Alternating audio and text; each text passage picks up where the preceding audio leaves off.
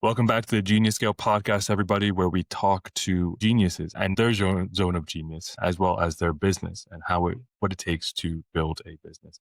So today we're joined by Curtis Northcutt, the founder and CEO of CleanLab, a pioneering company in AI reliability, recognized as a top 50 AI company by Forbes, top 100 AI company by CB Insights, and recognized as Growth Startup of the Year in 2025. CleanLab solves arguably the most challenging problem of this generation of LLMs, reliability, by focusing on ensuring the trustworthiness of generative AI and retrieval-augmented generation, otherwise known as RAG, by addressing challenges like hallucinations, retrieval failures, and knowledge gaps. AI PhD from MIT is a thought leader in the field, having invented foundational concepts like confident learning and auto ML. So it's going to be a really exciting conversation. Welcome, Curtis. Happy to be here. Let's chat. Let's chat. So tell us, you have a long and varied background. So how did you get to this point where you're leading CleanLab and getting recognized for your work? Yeah, maybe the short answer is work hard. Of course. I'll do the medium answer, and then if there's time, we can do a longer answer. I believe in something I call the snowball effect. I'm sure that word has been used many times, but the way I think of it is, if you don't have any opportunity, I'm from rural Kentucky. My dad was a mailman. My mom works in a call center. Still today, she makes less than $20,000 a year. And we're all from rural Kentucky. No neighbors. So I grew up in isolation, which is also kind of unusual. Didn't have any neighbors except chickens and cows until I was 12. And they're not our chickens and cows. We couldn't afford chickens and cows. We had a little like half acre that we grew up on a lot. I think the home and the land and everything in total was worth like 65,000 or something like that. My parents get divorced. They're forced by the court to sell the land, and unfortunately had to remortgage so many times they actually lost money. So after investing all their money for decades, they ended up in the negative. So that's my background. That's where I'm from. That's the type of childhood that I had. A family that didn't necessarily get along that well and certainly couldn't afford to. So I was a very skinny kid, didn't have enough food to eat. And from that background, everything's great. Like, I think people hear these kind of stories, and if you listen to it from the Bay Area, you think, oh, okay, it's so unrelatable, from the Bay Area, or like, sunny California. And there's some tough places in California as well. But the big cities, it's just so unrelatable, that sort of story. But there are some things that I think everyone can relate to. And one of them is that when you have nothing, everything looks good. And so the snowball effect is basically this idea of like, if one opportunity comes along, grab it. And so the first opportunity that came along was a cafeteria scholarship for $500 when I was like a sophomore in high school. And that was the first opportunity that ever came my way. So I applied for it, and I won because no one applied for it. Because who would apply for a cafeteria scholarship for $500 to go to college? $500 is not enough money to go to college. So why would you do it? Well, I won that. So then I used that to apply for another scholarship. Well, I won that too. And I used that to apply for an internship at NASA. And I won that too. And then I used that to apply for something else. You may have heard of it, but it's called the Goldwater Scholarship. I won that. And then I used that to apply to, what's this? It's NSF REU program. I won that. And I used that to apply for the NSF GRE eventually, I can't remember. It was over a decade ago. The GRFP, I think, the Graduate Research Fellowship Program, which basically pays you to go to a top school for grad school. And I use that to go to MIT. Then at MIT, I stopped trying to get awards. I had an advisor I'll tell you more about him if you're interested. Yeah, please. He basically just said to me, look, Curtis Northcutt, the movie will come, but first you need to prove to yourself that you're the best in the world at something. And until you've done that, you're fooling yourself. You're applying for a bunch of awards and applying for all these scholarships, but what's the point, right? I mean, ultimately, like, are you trying to be someone who has a lot of accolades, or are you trying to be someone who accomplishes great things? And I thought about it, and I was like, it's almost embarrassing to imagine any alternative besides doing the real thing. And so, Right. So I just stopped applying for awards. I haven't really applied for awards since. I don't even know what all the awards are that are given. It's not the point. And that was a pretty big change. I think since then, I hear these bios and things like this, and they're wonderful, and I'm grateful for them. but they're very meaningless to me in the sense that there's a big difference between like 100 million people using a technology and having a better life and like being Forbes top 50, whatever. So Yeah. I'm grateful for them and they're wonderful because they give us good go to market and they're good for marketing. But I think, yeah, the answer to your question is the pathway. And this is a very abstract answer, but the pathway is take something small, add a little bit of snow to it, add a little bit more snow to it, and eventually that snowball will start rolling on its own, collecting and collecting. And at some point, you'll have an avalanche. In the business world, we call that PMF. In the science world, we call that a big discovery. Right. So your big discoveries, can you walk through essentially what you've been aiming to achieve with that sort of methodology, with that sort of philosophy? Yeah. There was a wonderful moment I had in grad school at MIT. I was the first research scientist within edX. So I was a grad student. I didn't get paid for it, but I had access to all of the data for everyone who's taken an online course at Harvard or MIT. This is hundreds of millions of people. And thousands of courses. The question got floated by a really, really smart guy named Andrew Ho. He cared deeply about making Harvard X and online education at Harvard better, as did my advisor, Isaac Chuang, at MIT. And they both were curious about a very simple question of how many people are cheating. If you earn a certificate at MIT or Harvard online and you're from, India or somewhere, what's the percentage of certificates earned that are valid? And what's the percentage of certificate earned where someone didn't do any learning at all? They just copied answers somehow using some strategy. And it was an interesting question. And they went around the room to a bunch of MIT PhD students and a bunch of Harvard students, and they asked everyone who wants to tackle this question, who wants to catch cheaters, and nobody wanted to do it. It was like the dirty work that like nobody wants to be the person who catches cheaters. It's like you're like a police officer. No one wants to do that. It's a very liberal community, Harvard and MIT, and it's kind of a strange thing. But I thought about it, and I was like, what is the point of having a certificate if everyone can just cheat to get it? Like, if our goal is to democratize education globally and to make the ability for a kid from rural Kentucky, where I'm from, to be able to get a degree from MIT and it be meaningful, then if you can cheat to earn these things, then we've defeated the whole purpose. It felt like one of the most foundational things to do, and I think that motivation was critical. And so what ultimately I ended up discovering is that there were millions of cheaters, and I figured out how to detect them and how to find them using an algorithm that I came up with. And it wasn't that complicated, but it was precise and it was effective and it was accurate. It basically took it wasn't machine learning at the time. It took a bunch of signals, like two accounts with the same IP, who one of them clicked show answer within 5 seconds of another one submitting the right answer, and a bunch of geolocation tricks. And I was able to found these things called cliques, which is a group of sort of IP addresses that show that even if you're creating multiple accounts or signing into multiple accounts, that I can actually track you across all of them to determine that you're the same person. And it turned out that single people were creating multiple accounts and using them to create ways that they could shift answers from one account to the other to get these degrees. And nobody had ever discovered that. And what I'll share is that I remember I was in my dorm and I was like 23, 24 or something. I'm laying in bed and I run the algorithm for the first time, and it's just an idea in my head. And it's an amazing thing. I wish I could share this with every human being on the earth. I wish everyone could feel this feeling. You have an idea in your head, you write up some code, you have access to a massive database, and you try things for years and nothing really pans out. And then you have an idea and you're really excited about it and you think it's the right one and you try it. And lo and behold, you get a list of millions of cheaters and you start looking into them and they're all real. The data is way too, it's too indicative. It's too guaranteed. And so we detected this in one course and then I started to generalize it. And to generalize it, I needed to use machine learning. And so this first sort of discovery was this moment where I knew that I knew something that no one else in the world knew. And it put me onto science. It showed me just how incredible science was. It showed me why science can be addictive and why this ability to have access to a discovery that you are, as far as you know, the only human being in the history of Earth and the history of the human population to have discovered it. And likely that's not true. The reality is like probably in many cases people have discovered them before, but as far as you know, you're the only one to have published it. And so I can tell you then I took it to the machine learning angle, but I can also stop there if you want. No, no, keep going. Okay, so once we detected a bunch of the cheaters in one course, I then wrote some custom things to do it in another course and some custom filters to do it in another course.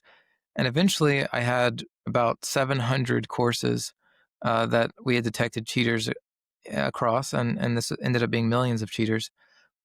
We published a bunch of papers and it was picked up, Boston Globe and all sorts of articles, and it was a good thing. We were able to verify certificates after that, and that algorithm has been used pretty pervasively across the sort of online education world. But I didn't want to stop. I was like, if we did it by hand for all these courses, that's enough data now. I should be able to train an AI system to look at that data and be able to predict for any new course what all the cheaters are. Like that's what AI should be able to do, right? And so I started to use at the time, it was machine learning, which was the hot thing, not Gen AI. And machine learning was basically like take a bunch of data, train a model on that data, and you'll be able to predict new things. And so I took a bunch of data, which was the history of how students interacted with courses, what they clicked on, what they answered, whether they clicked show answer, whether they got all sorts of features I created for every student. And I looked at all pairs of students, all pairs of accounts, and all the features of when they submitted things relative to each other. I fed all that in as a feature, and then I made the label be whether they had cheated or not based on the historical cheating data that we had gathered and verified. And there's a lot of ways we verified them, lots of cool tricks. And so we had some true labels, but we also had a lot of noisy labels. We had a bunch of people who had not cheated, and we had a bunch of people who had cheated, but we did not know for sure. So we made the label a zero. We didn't label it one, we labeled it zero because we're not sure. And this is the standard guiding rule, which is that someone is innocent until proven guilty. And so we had this data set where you have some guaranteed ones. So not a lot of false positives, but tons of false negatives. And we call those noisy labels. So basically you have all these cheating labels, but like some of them are really noisy, meaning that they're actually cheaters, but you label them as a zero anyway because you don't want to mess up. And then we started training machine learning algorithms on that. I trained every single type of neural network, every type of machine learning, gradient boosted trees, everything you could ever imagine on that data. And all of them just wet the bed. Terrible performance, just terrible. And I looked into it and I looked into it. And what I eventually discovered is that you could actually find a pattern that the model was predicting the original label correctly, but the original label was wrong. And it turned out that the biggest issue with why none of the models was working was because the data that I was feeding in was some of it was poorly labeled, which was confusing all the machine learning algorithms. So I started spending years on this. This is now like 2015. And I started reading every paper on does machine learning work with real data? Not some nonsense data that's in a lab, but actual real world business enterprise data. This is like data from all of edX. Does it work on real data, human data? And it turned out that there was no algorithm that could let machine learning work on bad data, which blew my mind. And that became my PhD. So I spent the next 4 years creating a new field of science called confident learning. It's a subfield of machine learning, which allows you to train any machine learning model on bad, noisy data and still get it's very similar. There's a PAC bound, so it's approximately probably correct. PAC, so it's probably approximately correct. Guarantees around you can actually train a machine learning model as if you had fed perfect data in. And what you're doing in the back end is you're finding all the bad data and removing it and then training on the clean data. So that led us up to about 2021. Things have changed a lot now with Gen AI and agents. So what we do now Right. is very different than that. And we're happy to chat about that too. Yeah, of course. Please. I mean, it seems like 2021 was a decisive year because you were doing chip brain at that point, and then you kind of transitioned over into CleanLab. That's right. I was doing a very different company. I co-founded a company with people who I didn't know very well, and I was getting my feet wet. So that was more of a playground. The idea was great. The idea was that we could train. I used CleanLab actually. So I used CleanLab to train a model accurately based on a bunch of noisy data that could detect human emotions. And it was a really good idea. I realized that there was no good AI for detecting human emotions, whether people and not. I don't mean happy, sad. I mean fine grained, high fidelity emotions. What's the difference between aggravated and frustrated? What's the difference between angry and upset? We were training over 1,000 emotions. We released a model that could detect accurately up to 50 emotions. And then we had another model that was very accurate, like 90% accuracy on 10 emotions. And if you even just did like top three, you could get, for example, if you were saying, is the prediction in the top three of the emotions, you could get like really high accuracy, like 95%. This is all pre-LLMs. So you're feeding Hmm. in, just any arbitrary statement and it would just tell you the emotion. LLMs are okay at this now, by the way. So at the time, I was just way too early to market. I didn't know just how I was in MIT world at the time. And so my mind was not correctly calibrated to where the rest of the world was. The rest of the world was so far behind. But now the world's caught up, which is a wonderful thing. But we started that company. I started that company like 7 years ago. So, and then after not too long, I realized we're way too early, and there were a lot of reasons not to continue. And I started CleanLab with two of my best friends from MIT, people I had known for about a decade.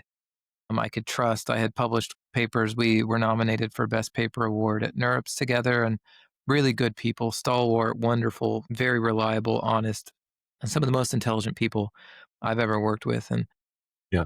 when we founded CleanLab together, it was a very different company than ChipBrain. It was backed by Bain and Menlo and Databricks and Samsung, and we raised much, much more money to solve a much, much harder problem.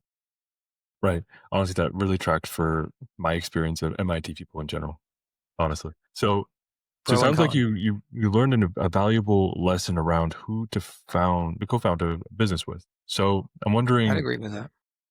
okay, so you start Clean Lab. What is the overall purpose? Considering this lesson that you learned from your advisor, right? This kind of like philosophical shift away from awards towards actual achievement, towards impact in the world. With that as a frame, I mean, what's the idea behind Clean Lab? What's the overall mission there? It's all about safety and actually being able to get the value of AI. If you look all over the news, you'll see every day Google tries to release AI, it fails, everyone's upset. The city of New York releases AI chatbot that tells everyone not to pay their taxes and to do illegal crimes. Air Canada releases a chatbot that that promises someone they'll get a refund on a flight and they don't want to, but they have to pay it now and they get sued and they lose. Cursor, 3 months. Cursor's a great product, by the way. It Great is. team, wonderful, wonderful founders. At the same time, they had a pretty big mistake a few weeks ago. Their chatbot Sam told everyone you can only make one account, and a lot of people got upset and left Cursor. And it's actually really sad because Cursor is a wonderful, wonderful product. And this is happening every week. It's not always in the news. A lot of people are trying to cover it up, but the reality is that AI has the most promise of any technology ever created by mankind, and we should say humankind. I'm from Kentucky, so forgive me. Of course. And you have this wonderful, wonderful technology that can change the course of opportunity, not just people are like, oh, we can get rich. That too, but also you have people who have no access to good educational resources who now do. You have people who could never be able to build the technology that they can build today now that they can build it. It's about augmenting the capability of human beings. And but it doesn't work if it hallucinates. It doesn't work if it produces bad answers because you can't trust it. And if you can't trust something, you can't work with it. And we all know that because we know people, we know humans. If you've ever tried to work with someone who you deeply do not trust, it it doesn't work. You'll be very unproductive with them because you're always second guessing everything. And that's the situation for these companies. They're trying to use AI and they're putting hundreds of millions of dollars, by the way, into the spend on AI right now is insane. It's obviously in the trillions globally. But for individual companies, you have individual companies, very big ones, spending hundreds of millions of dollars on AI. And then it will spit out some random thing that ends up costing them customers, not gaining customers. And that's the problem we solve. So the problem we solve, and I can be very concrete, had Cursor had CleanLab installed, they would have never been in the news. I can guarantee it. And we can guarantee it because we built a replica of the chatbot that got them in trouble. And we installed CleanLab on that chatbot. And we proved that it would provide the exact same bad response if CleanLab was not installed, that they got them in the news and the big fiasco, but that if you had turned CleanLab on, that response would have been detected in real time. It would have not told everyone the wrong answer. It would have been blocked and it would have escalated to a person or given a fallback answer that made customers happy. And that's what we do. So we're this safeguard layer. That's why it's called Clean Lab, because there's a lot of dirty stuff coming out of AI. But when you run Clean Lab, when you run it through Clean Lab, it's like a filter and only the good stuff gets through. If the AI is ever going to screw up or make mistakes or cause problems for your business, you escalate to a person or you give a fallback answer. We manage all that for you. We handle the orchestration, a lot of other features that we do to make it all work. But that's the core essential feature that we're solving. Feed a bunch of uncertainty in, which is AI, and get certainty out through CleanLab. Wow. So, like I said earlier, you're solving the reliability issue around these LLMs. Now, I'm wondering how you guys actually do it. How do you get a company to, like, how do you onboard them? How do you get them up and running? Like, how fast does it actually work? Yeah, we got I'll try not to use names. We got several major financial institutions up and running with CleanLab with an in production chatbot. And I won't say because I want to talk some numbers. And so I don't want to associate names and numbers. But like before CleanLab, we're talking pretty high missed escalation. Missed escalation means the AI agent is talking to one of their customers and it doesn't know the answer. And of course, it's not self aware without CleanLab. So CleanLab will make an AI self aware. It will let the AI know, hey, I can't trust that my response is going to be good. So let me not say it in real time. That's very different than other products in the space. Other products look at the history of responses and tell you, hey, were they good or bad? CleanLab works in the product, in production, in real time, preventing the issue from ever happening in the first place. And it's hard to do that. So It is. we got questions about latency. We've got questions about cost. I'm happy to chat about dollars and cents. Please. But the short of how we work with, for example, like a financial institution or a basically any technology company, they may be in the technical vertical. Built, for example, is a very technical company. Ramp. There's all sorts of Klarna. These are all very technically strong companies that are in the financial services space. But all of them are trying to do variants of chatbots or building them or buying them or whatever it is. And if you think about all these companies, when will it escalate to a human and when will it provide an answer? And how does it know when to do that? And how does it do it accurately? That's the problem we solve. And I won't say which company, but for one company, we got them down from like 66% missed escalation rates to below 20% missed escalation rates. Then they tried a different model. They were like, hey, does this CleanLab thing work for any LLM or any AI model? And it turned out that the reduction was even more when they switched it to another model, which shocked them and made them very happy. So we have a pretty good reputation with our customers. We're proud of that. Let's chat a little bit about dollars and cents, if that makes sense. So you might be curious, like, how do we do it? How do we detect that in real time? If we can do it, why doesn't OpenAI do it? Well, first of all, it's really hard and it takes a lot of time. And if I was OpenAI and I'm growing my usage on LLMs, I don't know if it would make sense for me to do this problem. It might make a lot more sense for me to release GPT-7. That's like the best LLM ever, right? So in the beginning, we thought maybe the LM providers like Anthropic's a great company too, friends of ours, and we thought that maybe they would build something that could detect bad outputs. But the reality is it's actually a very hard problem, and it's a very specific and niche problem, and it impacts everybody who uses LLMs for business, and even for personal use, but most important when you're dealing with customers. It turns out that the main method that people had started to use, it's insane, but it was very similar to what Elon Musk did with Grok 3. If you saw, and I say Elon Musk because he's at this point he's so damn famous that you drop his name and people start listening. Right. But the reality is that Elon Musk hit someone on his team, did the actual work, and what they did in order to get Grok 3 to be as good as OpenAI and all the benchmarks they released was something called Consensus 64. And if you look that up, you'll learn that actually Grok 3, in order to get similar benchmarks to OpenAI and to beat OpenAI, they paid 64 times the computational cost. So what they did was they would run some perturbation of the same network over and over, meaning modify the weights a bit or adjust the input slightly of the same question in the benchmarks. So if you're not familiar with these LM benchmarks, it's question answering, and there's a right answer that they're trying to detect, and then there's a question you're feeding in. So Exactly. with OpenAI, they run the question in one time and they get one answer. But with Grok 3, they would run the question 64 times. So that becomes your denominator. And then your numerator is the whatever the consensus answer is, the most common answer. You count up the number of times that occurs, and that becomes the numerator, and you divide that by 64. And that gives you a trustworthiness score, how much you can trust the answer. So if it's 64 out of 64 times, if it's right, then you get a trustworthiness of 1. And what they ended up doing is just taking the consensus answer and then reporting that as their final answer. And that's how they got better answers. So they were able to dramatically improve the results, but at a cost. They had to run it 64 times. That means 64 damage to the ozone layer of planet Earth. That means 64 times the expenses for every customer. Right. That means no enterprise customers, because enterprise Unfortunately. customers don't pay 64 times more than they need to. Right.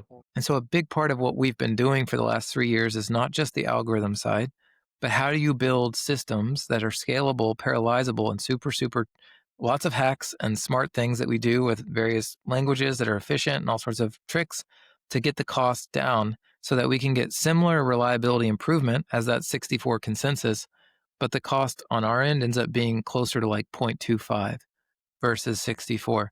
And that's the Mhm. big achievement. I'd say of all the engineering that we've done, that's just core value to an enterprise customer. It's that they can get the value of something that would cost them $64 to build and it costs 25 cents with CleanLab. People are usually pretty happy about that. Yeah, I would be happy too. So it seems like people are taking you guys up on it. And we're talking about Bain, Menlo, Databricks, TQ, Samsung. So what is it like delivering and deploying CleanLab into enterprise level solutions? Yeah, so let's make sure we're clear. So everyone you listed is an investor. So those aren't customers, although they do Samsung and Databricks.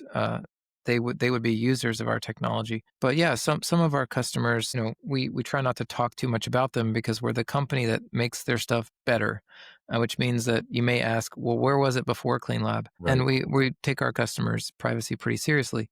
But there are some that you'll see in news articles. Apple is a customer of ours. Deloitte is a customer. We're working with ServiceNow, for example, now and a few other companies. And I'd say around 100 to 150 of the Fortune 500 are using something that we've built. And what they're using it for pretty much across the board today is very different than what they were using it before 3 years ago. 3 years ago, people were trying to train their own models. And so they would use CleanLab to detect bad stuff being fed into those models. We've obviously updated our products considerably when Gen AI started exploding. And people use this very differently now. Now they stick us as a layer that goes into every output out of any LLM. Right. And in some cases, this can be millions of LLM responses within a single hour. And so it requires a lot of work on our end to make sure that everything is like real time and actually works in a distributed fashion. And that's harder than I think a lot of people realize, like when you're actually in production. And it's still early days. I listed a handful of customers and then a bunch of users, and we'd like to get that more and more to be a bunch of customers and millions of users. Of course, it's hard to do when we're enterprise company, so we sell to enterprises. There's only so many enterprises, but we also support small teams too, and startups, and happy to work with anybody. Yeah. I mean, how do you support startups? Yeah, startups are tricky because they want to build everything themselves, but they also don't have a lot of budget. And sometimes they want to go really quickly and they're down to buy, but then they can churn really quickly and they can also fail in a year and run out of money.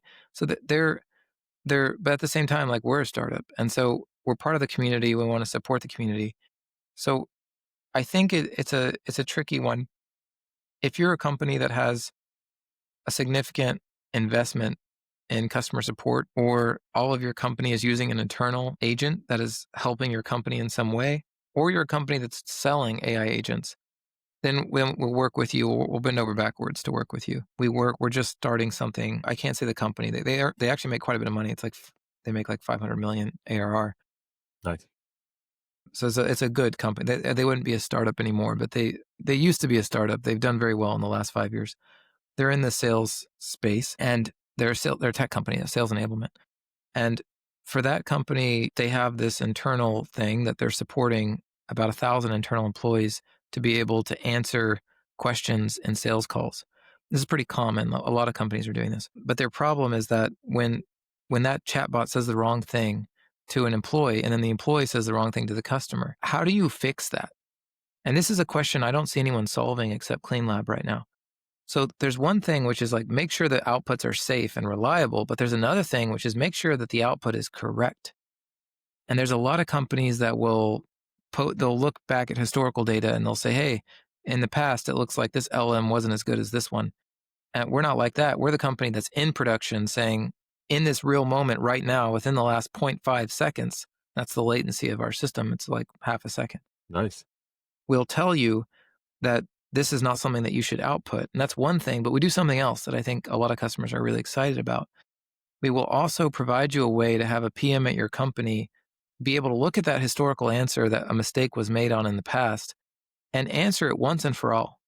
And now any future question that comes in that either depends on that question or answer or is similar to that question, your AI system for the foreseeable future will get that answer right going forward, which means that if anyone at your company ever does work to help answer a wrong answer from the AI system, that work now has a way to immediately go into the AI and that's then used by the rest of your company. And so we give you a way to democratize and distribute work so that no work is ever done twice. And companies like that a lot. Yeah, that's actually a bigger deal than I think a lot of people are going to see. So what's the future for CleanLab? What are you eyeing over the next 2 to 5 years? Of course, confidential IP not included. Yeah, it's not so different than any company. It's continue with repeatability. We're seeing that we have some repeatability in the do it yourself market. There's companies that are going to try to take over the we build the whole thing for you market. That's something that if the right person comes along, we have a lot of stuff we can do that for them too. But there's a big chunk of the market that they want to build it themselves. We see you see it all the time. Klarna is like the most famous example. And if they buy something third party, which it's not that they're not open to it, it's just that it's going to be very custom what they want. And when it's custom what you want, then sometimes it makes sense to build it yourself. I think a lot of people will end up building their own agents. And there will be winners in both. There will be space for companies to sell them, and there will be space for companies to provide the infrastructure to build them. We're in the latter right now. And in the beginning, it's all about continuing to grow that space of TAM, that total addressable market that we can solve, which right now is pretty big. It's basically any company that's building their own internal customer support or internal sales assist or external customer support, product support, anything like that. And it's unclear yet how the market's going to shake out, how many people are going to build, how many people are going to buy. Nobody knows that. But what we do know is that there are people who are always going to want to build. And even if the people do end up wanting to buy mostly, they're going to need to rely on the infrastructure that those builders end up building on. So infrastructure always wins. The thing with infrastructure, though, is that it can consolidate. We're in the infrastructure space. And you can end up with just one or two main infrastructure companies. Like think about like, Broadcom, and CrowdStrike and these type of companies. Like there's a pretty serious consolidation that occurs. And then someone will come in and disrupt it and then it'll reconsolidate. And so the trick with any company in our space is just to be very level headed and recognize it's a bit random. We're pretty good. We're pretty good at what we do. We're pretty focused. That doesn't matter though. Like at the end of the day, the market can consolidate in a way that's somewhat strange. The trick is to see it a little bit ahead of time and to make good decisions. And so I'm just being very pragmatic with you and real versus telling you some nonsense story of like the perfect growth curve and how it's all going to work out. I think we're going to do pretty well, but like it's hard to say. And what it will require is it will require the market to continue to stabilize. And we're starting to see that with companies that are building their own AI agents, but they're also noticing that there's a lot of problems. Like you'll see in the news that like Klarna will be pulling back and now adding humans again. Well, what's the layer that's going to help what's going to handle the escalation to those humans from the AI agent, right? There needs to be some infrastructure layer that works. And so no matter what happens in the market, there will be a need for someone to be able to solve problems in the infrastructure layer. The question is, can you be adaptable and flexible enough to continue your foothold and as the market keeps changing? And so we have a foothold right now in building that guardrailed safety reliability layer around your current system. Maybe that ends up slightly adjusting and becoming more of an escalation ownership layer. But the point is that we'll keep being around and we'll just keep growing our ownership of the market as it's changing. And so we've gone from, a handful to a bit bigger handful, and we'll just keep that trend. And it requires constant change, constant adjustment. Where I see us being in like 3 years, there's a few routes that we might end up in, but I think we could own a pretty big chunk of the do-it-yourself agent market in terms of the infrastructure tooling needed to go from 0 to 1 and actually get fully into production. I don't mean to get into production. I mean fully into production where you can trust the outputs. It's actually running for millions of customers. There's not good infrastructure for that. We're one of the better companies that you could work with to help you do that. And I think there's a lot of companies that will try to do that in the next 3 years seriously, not just playing around experimental budgets, but like actually seriously. And I think they would be happy working with us. We'll do our very best, of course, to treat them very well. But I think they'll get a lot of benefit if they work with us. After the next 3 years, it gets harder to estimate. But there's opportunity for us to go a little broader with some other offerings. For example, if we can detect all the problems, we can also tell you what all the problems are, and then you can fix them. So that's another product we have that allows the human in the loop workflow. If we know what all the problems are, we can actually do observability. There's a lot of companies in there already, so we don't really try to compete there, but we're pretty good at it if we want to be. And so you just try to own as much as you can in a market that's always changing. You're always grabbing a little bit more of that market. After 3 years or so, you hope, we've been around a little while now, so in 3 years or so, we'd be talking 7, 8 years on the market. You would hope that you have enough of a stable foothold in the market that you can take a little bit different market, right? Hit a little bit different verticals, slightly different use case, and a little different products, and you just keep growing. And that's you don't stop. You keep working at it every day, and it's hard, and there's no magic trick, and that's the reality of growing a business and running it well. Um, it's a very real answer. I hope it's acceptable. It's not fairy tales and unicorns, unfortunately. No, no, but it is, again, like you said, the reality of it. You guys are in an emerging market. It's still developing. You guys are better timed than, I guess, previous efforts, but ultimately you're solving a very real issue that I think everybody, for better or for worse, basically needs. They need this integrated into their overall stack if they want to compete at a high level. So I'm wondering then, it sounds like you're doing a lot of strategic thinking at a high level as CEO. You were also CTO in the past, though, and you were also, now, not to always bring it back to the PhD, but you did do a lot of fundamental work on yourself and in the field with your PhD. So I'm wondering, how does, how did your life up to this point, your experiences, your advisors, your interests, your passions lead you or turn you into the CEO, the leader that you are today, and how you're approaching growing Clean Lab? I won't be able to do that question justice, I think. Um,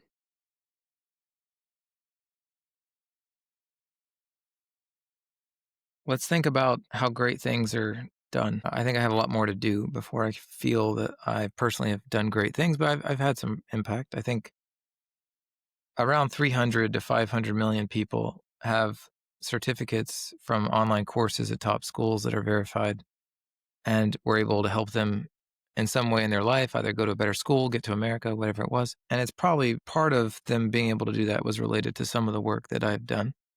I think that's a good thing, and I'd like to continue to have a life where I can do good things like that. What we're trying to do with CleanLab is similar, and I know I'm not quite answering your question, but I'll get there.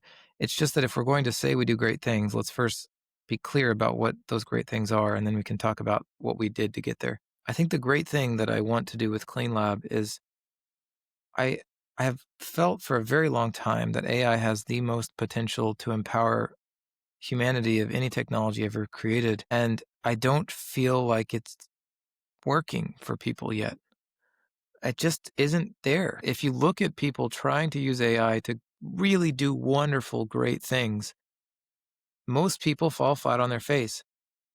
And I try not to use the word hate, but I hate that for the world. Hmm. It bothers me that something was such a wonderful thing to create a notion of intelligence entirely with a computer that can work all night long isn't there. It's not it's not good enough yet for people to be able to do wonderful, great things for the world. And people do bad things with the world too. It's just the nature of humanity. But the hope is that humanity overall is good and they'll do more good with it than bad. And I just want to get us to a place as a species and as a people to be able to achieve the promise of what AI can do for humanity. And that means that you've got to be able to trust it. It needs to work. It needs to produce good answers. So that's what I'm trying to do with this next part of my life. I think a lot of what the experiences I've had in life have led me to be able to even be a person who can say that. I'd say that's the crux of the answer is, you know, when I was 22 and I just graduated Vanderbilt, I went to Vanderbilt for undergrad and MIT for master's and PhD. I was so confident when I left Vanderbilt. I was valedictorian. They put me on a stage in front of 50,000 people and told me I'm the best. And I was so Hmm. foolish. I was so cocky. And everyone clapped and told me how great I was. I went to MIT and realized just how untrue that really was, that my capability was nowhere near my confidence. MIT showed me that very quickly. And I think about that and I think about how I had all the wrong lessons. I had been told how great I was and how I was a leader and how I was going to change everything and how smart I was and how capable I was. But I hadn't really learned to stop asking why and to start asking why not. I had It's one thing to think you're great. It's another thing to pursue greatness. And those are just very different things. If you think you're great, you'll be happy and you'll have a wonderful life and you'll feel so good about yourself. And I'm happy for people who are able to achieve that. But there's another thing, which is to have a goal that's so difficult and so hard and so big, and to stop saying, why should I be the one to do that? And to start saying, why not? Why not use my life to do something great? And I think everything that you shared is really examples of lessons that helped me to start asking why not and to stop asking why. So why not? How has that question guided you thus far? Well, let's talk about the Gen AI market. Originally we built a company to make classical machine learning better. And then the world shifted, right? And ChatGPT came out. A lot of CEOs gave up.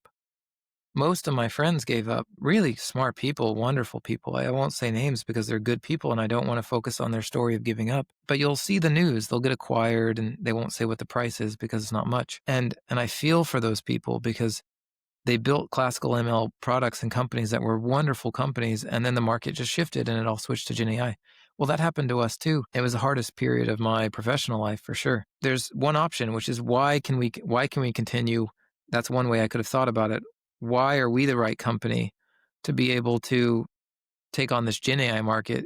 Because we're a company that initially had been built for classical machine learning. So why are we the right company for Gen AI? Why are we good enough to be able to do this? Why are we going to be the company that Jensen Huang partners with? We just announced that a couple weeks ago. Yeah, congrats. Why us? Why would Apple be our customer? And that's something that we were able to achieve. And that was the way I was thinking. And I have two wonderful co-founders, and they're very stoic. I'm more emotional than they are. Hmm. But they basically would just say things to me like, look, the job isn't even that stressful yet. We don't have millions of customers demanding things from us all the time. We're still small. We have more chances. We have a lot of money left in the bank. We still do. We've been careful with our finances. We've been thoughtful with the way we approach the market. We've treated our customers well. We have a good reputation with customers. And so I started to stop asking why, and I started to start asking, well, why not? Like we're pretty good company actually. We're pretty good founders. Why can't we take on this market? Like we're pretty well positioned and we're also pretty good with the most important problem in Gen AI, which is uncertainty and unreliability and bad safety. And we're maybe one of the best positioned companies to do it. Why not us? And so that's one example of something that I saw a lot of really intelligent, capable, experienced people who had never really failed businesses fail over and over, where we managed to make it through using that principle. Wow. Funny enough, like that really resonates with me because I've been asking why not recently, much more often. I just recently turned 30 and I'm like, there's still so much left to do. I'm not going to go into my own story here because you're the guest of honor in a lot of ways, right? But this idea of why not, it really does change things. It's a fundamental question, right? And life can be guided by these I guess not so much fundamental, but foundational questions that we consistently ask ourselves. If we're asking ourselves, why does this always happen to me? Why is life so difficult? Why can I never get ahead? And that's constantly happening in the subconscious. Like we never actually see the opportunity. It just isn't within our perspective. A question like that, all doors open. And it seems like the biggest of doors has opened in a lot of ways because this is a monumental opportunity that you're at the ground level of a singular company inside of your segment. So I guess to kind of transition it over into how you're leading Clean Lab, you're leading with a why not mentality. And I'm also wondering because there's friction. I think inevitably when you have that sort of mentality and you're actually trying to reason with people who are still reasoning through their own you know journey of AI in the market. Like what is it like to speak with people who aren't yet getting it, who still have to learn or educate themselves or get educated about where AI is falling short, where AI can be, and what's kind of like your role or the role that you're taking with Clean Lab in that overall conversation? Take many roles: chief customer support officer for sure, chief hiring officer, chief education officer. You have to educate the market. It's better now, by the way. 3 years ago, it was all education all the time. People do actually come to us with real problems we can solve now, whereas before, they didn't know they had the problem, which that was much harder. Now they know. They've seen the news stories. They've seen what's happening to their AI agent. They need a company that will make the responses safe. They need them to not hallucinate. They need them to be certain. They need truth. And they don't know any other way that someone can actually tell them, is my response right or wrong? By the way, there's like a million products out there that will tell you, like, is the response emotional or not? Or like, is it grounded? There's a million of these things. But there's no product that will just tell you in real time if the response is right or wrong, except ours. Mhm. And think that the simplicity of that solution has helped us a lot and has helped my role. It's made my role a lot easier.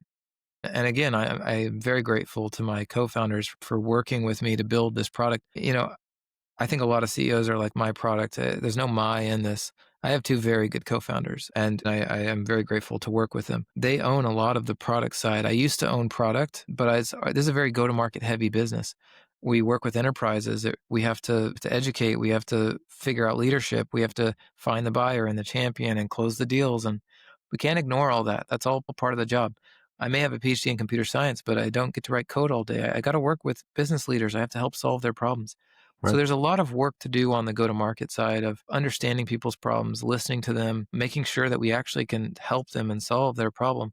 And then once we do, then it's a pretty big investment. We have a whole team that will work with their team, and we'll do if you're familiar with the way that most B2B enterprises work on the startup side is they'll do something called a POC, a proof of concept, and a lot of people will report those as revenue, but those aren't renewable. The whole point of a POC is just, does this thing actually solve their problem?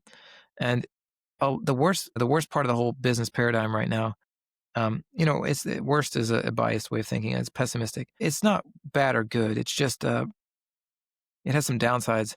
And the downside of doing POCs is that you you have this finite amount of time and budget, and everything is so controlled, and they don't yet believe in you yet. They don't yet know how good you are. They don't know who you are. The trust is not built. And the whole point of the POC is to do all those things. But that means that you're going to base your results and opinion on something that is you're not fully in yet.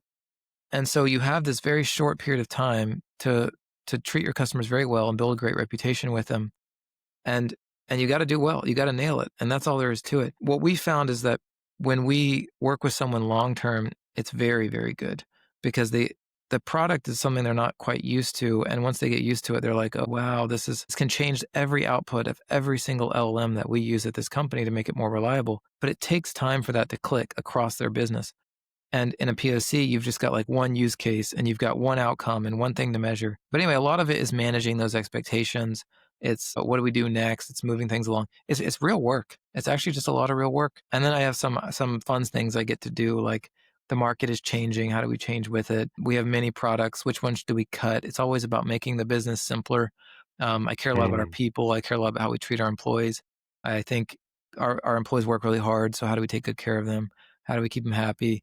How do you grind in a startup for 4 years and not burn out? And people do. It's very hard. It's very hard for people to grind at a company this intense for this many years. And so we have to figure out, we got to talk to people, make sure people are okay. Make people go for runs. We do a lot of trail running. I'll grab a random employee and make them go trail running. It's good. It gets them out, but you got to take good care of your people. That's critical. 100%. So it sounds like you're taking care of people across the board, both clients and internal employees, but I guess at the same time, prospects. You're taking care of everybody. So I'm wondering, how do you take care of yourself at the end of the day? Yeah, it's critical. I have a good partner. She takes good care of me. I take good care of myself too, as best I can. I slip up like anybody. I'll eat a whole chocolate bar when I'm meant to take a nibble, dark chocolate, but still. I like milkshakes quite a bit, but I don't use the full fat milkshake. It's called Carb Smart.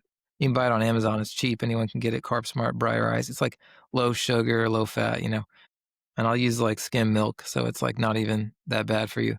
Uh, Sometimes I use bananas instead of ice cream, frozen bananas. But anyway, I drink milkshakes. I work out. We go trail running. My co-founders go trail running a bunch. Sometimes we go together, some mountain biking. But yeah, just stay fit, take good care of yourself, be disciplined. And I slip up, of course, like any human. I'm not perfect. But yeah, I think on the business side, also, you have to know when to take a break. I'm not very good at that yet. I'm working on it. I'll tell you, we did this. I did this like leadership and tech program with Stanford, and one of the things they make you do before you do the program is have people who are close to you or who work with you basically tell you what are your flaws, and you like give them this survey. And the one flaw that everyone agreed on was that I don't take good enough care of myself. I feel like I do, but I think the way it was worded was put myself first. So I think there's a lot of situations where I'll be unhappy about something, like there's 10 hours in the day and I really should put 2 of them on, just resting or relaxing, but I'll use those 2 to like solve some problem at the company. I think a lot of founders are this way. I think it's pretty normal. You do your best on the weekend to like get everything back sorted, but some Fridays I'm pretty gassed. I think that's pretty normal. I think a lot of founders are pretty gassed at the end of the week, and then you go running, you sleep enough, you get your 8 hours, Saturday and Sunday, and then you get back to what interests you and what you're excited to do on Monday. Y- you have a big vision. You have like these critical questions, is larger than usual perspective on what to achieve in life, and taking care of yourself is critical along the way. I also wonder, because I've heard of other founders basically taking taking this kind of approach, bringing this type of topic up. Basically, like, but at the end of your life, I'm wondering what would have made it all worth it, all the toil, all of the journeys, all the ups and downs. What would have made it worth it to you? Well, that's tricky. I think we're in the philosophy section now, which is, I would say you have to live with a mindset that you could die at any moment and you'd be happy with it. If you don't have that mindset, when do you get there? The grass is always greener. But yeah, I mean, this is getting into philosophy and cognitive science and therapy at some level almost. But effectively, I think what I try to do. I'm not good at this yet. I'm young. I have a lot to learn still. But I try, and I say try. This is a work in progress. I try to tell myself at the age that I am and at the stage that I am in my life, am I fulfilled and proud of what I've accomplished so far? And the reality is no. I wish I had done more, but I'm trying every day that goes by to get better at the feeling of yes, and I'd like to accomplish much more with the time that I have left, but I want to get to a place where at any moment my life could end. I could be hit by a bus or struck by lightning or whatever it is. And at that moment, I would be fulfilled up until that minute when that happened. I'm not there yet. I wish that I could get there, but that doesn't mean I want to stop. And I want to be clear about that. Ideally, I would do even the greatest things that I did and the biggest contributions after I'm able to achieve that. That's more of just like a personal self achievement of like, I'm doing a life that's worth living. I'm proud of how I've lived it so far, and I want to continue to be proud of how I live it. The one thing I will add is you get a lot of benefit from the little stuff when no one's looking that I did not realize in my 20s. When in my 20s was kind of do whatever you can to be successful and care a lot about what people look what you look like on the outside. I feel like in my 30s I care more about uh, when no one's looking and there's an old lady trying to cross the street, and it's like a good opportunity to just do something where no one's watching and like do something good. And I'm finding where I used to be like, oh, I mean, that's not a fair example. When I was 20, I would help an old lady too. But it's not. It's more about there's these moments. Like for example, there's a kindness you can show an employee when no one's looking that the whole company won't think you're a good CEO because they don't know you did it. And so it's a different reason why you do the things you do. And I'm finding that the more of that sort of stuff that I do, the stuff where you don't get credit, that it helps to solve more of the personal fulfillment piece, where you just start to care less and less whether or not the world thinks that you've achieved fulfillment. And you start to care more and more whether you've personally achieved fulfillment. I think Warren Buffett calls it the internal scorecard. There's like a million references, but effectively, you've got to judge yourself fairly. People say don't judge yourself. That's ridiculous. Of course, we have judgment. Our judgment is a primordial part of our logical complex. So of course we have judgment. You must judge yourself. Otherwise you could go off the rails and do something, become a bad person that you don't want to be. But anyway, I think that the goal is just to get to a place where your self-judgment is as fair as you would treat anyone else. You're not any special. So if you would see someone else and think they're a good or bad person, you should be able to see yourself the same way. You don't see yourself any different. And then just try to live a life where you think you're doing well. Those are the things that seem to help me. No, and I personally deeply respect that answer. So we are 20 minutes over time at this point. So I would like to wrap up and really respect your time. So I think last question is just to open up the floor and give you a moment to say whatever you'd like to say to whoever is meant to hear it. I mean, if you're, I'll do my job and then I'll just share something for fun. On the job side, you would be remiss not to reach out to us if you have an AI agent that you're building yourself that's not as good as you want it to be, because you can spend a bunch of money and a bunch of ML engineering time to build it, or you can buy a piece of the infrastructure that will just do it for you. A good example of that is like handle all of credit card billing yourself or buy Stripe. Right.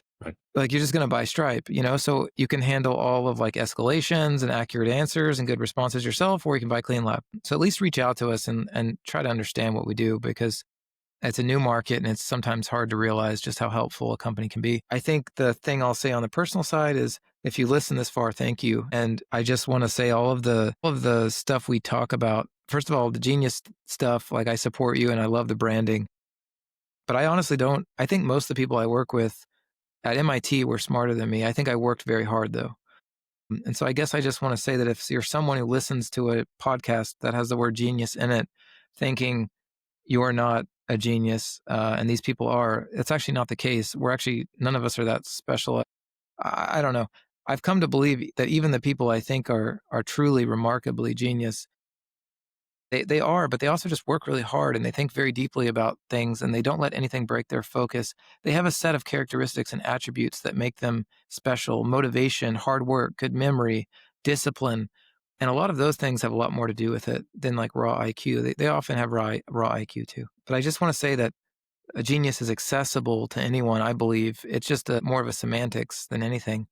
And the key to it is to try to pursue things that you're highly motivated by. And if not that, try to pursue things that ultimately involve goodwill and virtue. If you feel like you're doing something that's good and it's right, and like all of your moral compass and principled compass directs you to do that thing, even if it's not very motivating, even if it sucks to do it, but you know that you're being a good person by doing it, keep doing it and don't stop.